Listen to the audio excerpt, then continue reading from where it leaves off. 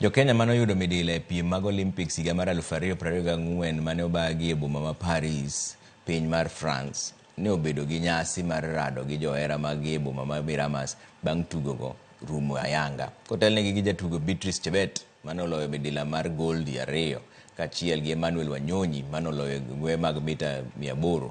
Jotugo nomiyo johera magi mar goyo kodgi picha, ne gimiyo gi thuolo mar goyo picha kendo goyo negi sei mag autographs.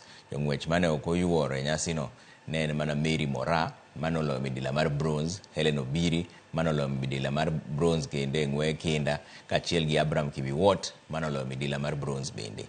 Kenya noloyo midila 11 e piem mag Olympics.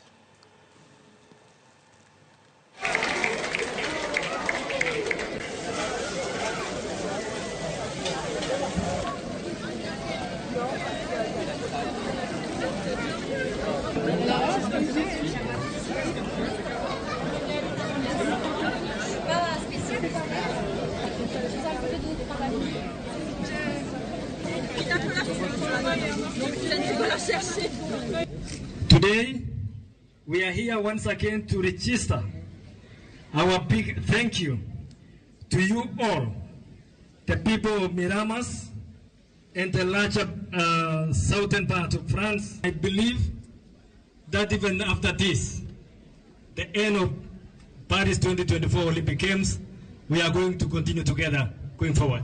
We have come here because we've worked very well with Miramas, and we thought it's very important to come and say thank you.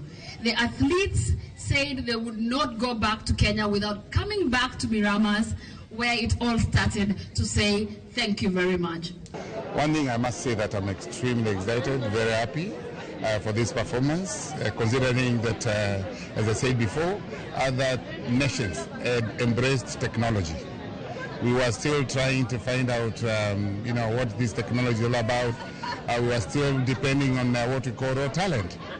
But with all that, our athletes exhibited